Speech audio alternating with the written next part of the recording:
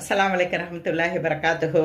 நாம் யாருக்காவது ஒரு உணவை கொடுக்கிறோம், இல்லை ஒரு கல்வியை கொடுக்கிறோம், ஏதாவது ஒரு பணம் உதவியை செய்கிறோம், உடனே நாம் பெருமை பெற்றுக்கொள்கிறோம், நம்மால் தான் அவனுக்கு உதவி கிடைத்தது என்று.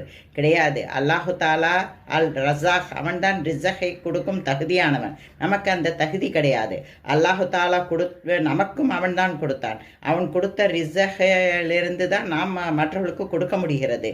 நாம் எப்பொழுதும் எதை செய்தாலும் அல்லாஹ் இது எனக்கு கொடுத்தது, அவனுக்கு விதிக்கப்பட்டு இருப்பதால் அவனுக்கு நாம் தருகிறோம் என்று நாம் நினைக்க வேண்டும். நாம் தான் கொடுக்கிறோம் என்று பெருமைப்பட்டு கொள்ளக்கூடாது. நம்முடைய ஒரே துவா என்னவென்றால், யா அல்லாஹ், என்னை ஏழையாகவை, இல்லை பணக்காரனாகவை, ஆனால் உன் அருகாமையில் இருக்கும் பாக்கியத்தை எனக்கு அவசியம் கொடு யா அல்லாஹ். யா அல்லாஹ், உன்னை தவிர யாரிடமும் தேவையற்றவனாக என்னையும் உங்களையும் அருள் செய்வாயாக, ஆமீன் என்ற இந்த துவாவை நாம் எப்பொழுதும் மனதில் நினைத்து கொண்டே நாம் மற்றவர்களுக்கு உதவி செய்ய வேண்டும். அல்லாஹு தாலா நம்மால் மற்றவர்களுக்கு கொடுப்பது நம்மை அல்லாஹு தாலா கண்ணியப்படுத்துகிறான் என்பதுதான் இதனுடைய உண்மை. யா அல்லாஹ், என்னை எப்பொழுதும் உன்னுடைய வழியிலேயே பயன்படுத்து என்று நாம் எப்பொழுதும் அனுதினமும் துவா செய்து கொண்டே இருக்க வேண்டும். அஸ்ஸலாமு அலைக்கும் ரஹ்மத்துல்லாஹி வபரகாத்துஹு.